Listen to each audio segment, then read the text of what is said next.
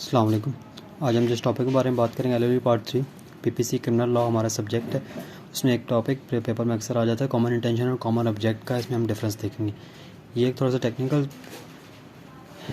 Concept है, ज़रा इसको ध्यान से समझे। को section 34 and section 149 of the PPC, ठीक है। सेक्शन 34 और section 139 of the PPC explain the concept of joint and constructive liability. Joint and constructive liability के मतलब जब लोग मुश्तरका होते हैं, कोई मिल के कोई जुर्म करते हैं, उसमें जो कंस्ट्रक्टिव लाइबिलिटी होती है उसका कॉन्सेप्ट के बारे में दोनों सेक्शन हैं कि मतलब अगर एक बंदे ने कोई जुर्म किया, दो बंदों ने मिल के कोई जुर्म किया तो एक ने जुर्म किया होगा, ठीक है। अगर एक ने उसमें कोई जुर्म किया तो दोनों उसके लिए लायबल होंगे, ठीक है। Which means that the person is liable for the consequences of an act of another person, ठीक है। अगर कोई एक्ट किसी ने किया, एक पर्सन ने किया, तो उसके लिए दूसरा पर्सन भी लायबल होगा। But the section 34 and 149 are distinguished from each other. ये दोनों सेक्शन एक दूसरे से डिफरेंट हैं, ये एक साथ के। Section 34 deals with the common intention, ठीक है। सेक्शन 34 जो है कॉमन इंटेंशन से डील करता है और सेक्शन 149 जो है वो कॉमन ऑब्जेक्ट से डील करता है। सबसे पहले हम लोग कॉमन इंटेंशन को देखेंगे। Common intention with the meaning of the section 34 implies a pre arrange plan, ठीक है। जब कोई जब से एक से ज़्यादा को बंदा होगा, वो दो बंदे आपस में मिलके, ये ज़्यादा बंदे एक से दो बंदे होंगे, वो आपस एक बंदा नहीं होगा, एक से ज़्यादा बंदे होंगे, तो आपस में मिलकर प्री अरेंज कोई प्लान करेंगे तो हम उनको कॉमन इंटेंशन कहेंगे। डेफिनेशन हम देखें, one and criminal act is done by several person. अब यहाँ पे आगे कोई भी क्रिमिनल एक्ट सेवरल पर्सन से हो जाता है, एक नहीं, यहाँ पे ज़्यादा बंदे होते हैं। In a furtherance of a common intention, उन लोगों की इंटेंशन सेम है। Of each of the person, if a certain person is liable for that act in the same manner as it were done by him alone, ठीक है। जब दो लोग आपस में, दो या दो से ज़्यादा लोग जब आपस में मिल के कोई काम करते हैं, जैसे कोई प्री प्लान करते हैं और कोई ऑफेंस करते हैं, तो उस तरह उसमें हर बंदा इसी तरह लायबल होगा जिस तरह के उसने वो जुर्म अकेले में किया हो, ठीक है। इसके इंग्रीडियंट्स को हम लोग देखेंगे तो आपको इस पर मज़ीद समझ आएगी। There must be some criminal force, ठीक है, act which is prohibited by law, ठीक है। इसमें अंदर कोई ऐसा एक्ट होना चाहिए, ऐसा कोई होना चाहिए जिसको जो लॉ ने प्रोहिबिटेड कर दिया है, and is carried out in the violation of limits of the that are prescribe by law. और ऐसी जो लिमिट्स जो लॉ ने प्रेस्क्राइब की है ना, उनसे वो होना चाहिए। This act must with fall in section 34 if the physically acted not mental act. अब जो बंदे उनमें फिजिकली होंगे, ठीक है, उसके अंदर वो इन्वॉल्व होंगे। कोई बंदा अगर मेंटल कोई होगा उसके साथ तो वो इन्वॉल्व नहीं होगा कॉमन इंटेंशन में, ठीक है। वो जहाँ पे जो लोग फिजिकली होंगे, जैसे चार बंदे जाते हैं एक घर में चोरी करने, ये एग्जांपल आ गया, मैं आपको अभी यहाँ समझा देता हूँ। चार बंदे जाते हैं घर में चोरी करने, ठीक है। एक बाहर खड़ा हो जाता है, ठीक है, एक घर के अंदर चला जाता है, दो घर के अंदर चले जाते हैं और एक गाड़ी में बैठ जाता है, ठीक है। अब जब थेफ्ट हो जाएगा तो ये चारों बंदे लायबल होंगे क्योंकि चारों ने मिल के एक कॉमन इंटेंशन के साथ एक काम किया, ठीक है। ये अब चार लोग गए, ठीक है, एक बाहर खड़ा हो गया, एक दो अंदर चले गए और एक गाड़ी में बैठ गया। अब जो चारों बंदे थे इनकी इंटेंशन सेम थी कि कोई हम थेफ्ट क्रिएट करें, हमारे हाथ कोई माल लग जाए, तो इस वजह से तो सबकी इंटेंशन सेम थी। तो इस वजह से इसके पीछे जो मास्टरमाइंड था वो इसमें इन्वॉल्व नहीं होगा कि किसी बंदे ने मास्टरमाइंड था, किसी बंदे ने इनको प्लान बना के दिया। वो जिस बंदे ने मतलब प्लान नहीं बना के दिया, जिस बंदे ने मतलब इनके साथ इसके पीछे मास्टरमाइंड था, उसके वो नहीं होगा इसमें लायबल, जैसे कि अब या कोई इनका बैटर वगैरह इसमें लायबल नहीं होगा। अब बाय सेवरल पर्सन, अब ये एक बंदे का नहीं, ये ज़्यादा लोगों ने किया है। Section 35 will apply only in case where the accused is more than one. जब अक्यूज्ड एक से ज़्यादा common intention, there is a pre arrange plan, ठीक है। सबसे इससे पहले प्री अरेंज प्लान हो चुका हो, ठीक है। It is necessary that act कोई प्लान के थ्रू इसे होना चाहिए। That the act is done by several person should be in furtherance of common intention of all person involve, ठीक है। सब पर्सन की कॉमन इंटेंशन इन्वॉल्व होनी चाहिए कि हमने ये जुर्म करना है।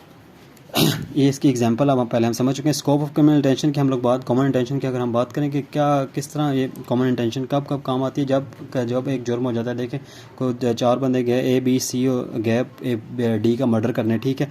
अब जो सबका रोल आइडेंटिफाई करना मुश्किल था कि अब पता नहीं किसने को मारा है, तो किसकी जो उससे उसकी डेथ हो चुकी है। जिसने सर पे मारा था उससे उसकी डेथ हुई है, या उसने ए ने सर पे मारा था तब उसकी डेथ हुई है। अच्छा नहीं, उसने B ने वो उधर पेट पे मारा था तब उसकी डेथ हो गई है, ठीक है। तो अब वो तो चीज़ें आइडेंटिफाई करना मुश्किल हो जाता है कि अच्छा किसने कब मारा था तो तब उसकी डेथ हुई है। तो इस वजह से वो चीज़ आइडेंटिफाई, तो अब ये चारों के चारों जो तीन के तीन लोग हैं, ये सारे उसके लिए इन्वॉल्व होंगे। उसके लिए कॉमन इंटेंशन के थ्रू जो जॉइंट लायबिलिटी कॉन्सेप्ट जहाँ पे राइज होता है और वहाँ पे इनको तब उसमें सज़ा दी जाएगी।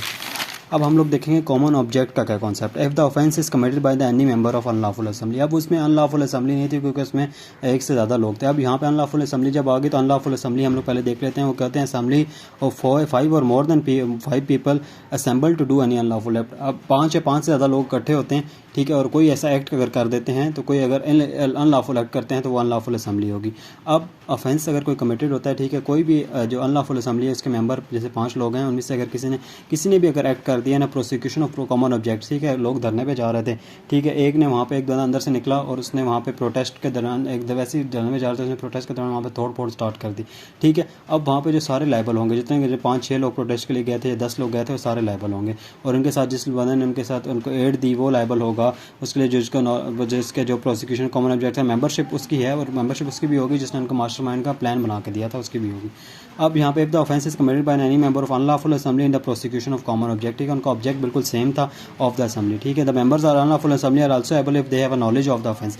अब जो बंदे उसके अंदर हैं, ठीक है, उनको ऑफेंस का नॉलेज है कि हम ये ऑफेंस होगा, हम लोग अब जाएंगे तो ये वाला ऑफेंस हो रहा है, तो उनको नॉलेज भी है, तो फिर भी वो उसके लिए लायबल होंगे। ऑफेंस इज कमिटेड, ठीक है, जो भी ऑफेंस कमिटेड होगा, ठीक है, सबसे पहले इसके इंग्रीडिएंट्स हैं, अनलॉफुल असेंबली होनी चाहिए, ठीक है, 5 से 5 ज़्यादा लोग होने चाहिए, मेंबरशिप ऑफ अनलॉफुल असेंबली इस बंदे के पास होनी चाहिए जिसने वो एक्ट किया, ठीक है। प्रोसिक्यूशन ऑफ कॉमन ऑब्जेक्ट, उनका ऑब्जेक्ट बिल्कुल कॉमन होना चाहिए, ठीक है। अब नॉलेज ऑफ द ऑफेंस, उनको ऑफेंस के 5 और मोर पीपल, ठीक है, to go the protest with the sticks, ठीक है। अब स्टिक्स के साथ वो लोग गए, अब ये जब स्टिक्स के साथ गए तो उस बंदे को जो उनके मेंबर थे उनको पता था अब तोड़ फोड़ होगी। And break the ATM machine, ठीक है, एटीएम मशीन गई गवर्नमेंट की बिल्डिंग के तोड़ फोड़ की, ठीक है। So all the person assembly are liable, ठीक है, अब जितने भी पर्सन थे वो सारे लायबल होंगे। अब हम लोग यहाँ पे इनका डिफरेंस बात करेंगे, different number of the person. अब जो 34 में मतलब था वो अप्लाई होता है जब नंबर ऑफ द पर्सन 1 और मोर देन 1 होते हैं, ठीक है, और 149 तब अप्लाई होता है जब ऑफेंडर्स जो हैं 5 और मोर होते हैं। Meeting of the mind, common intention pre requires, ठीक है, रिक्वायर्स क्या होता है कि उनका पहले कोई प्लान बना हो, चाहे प्री प्लानिंग होनी चाहिए माइंड की, और मीटिंग होनी चाहिए माइंड की।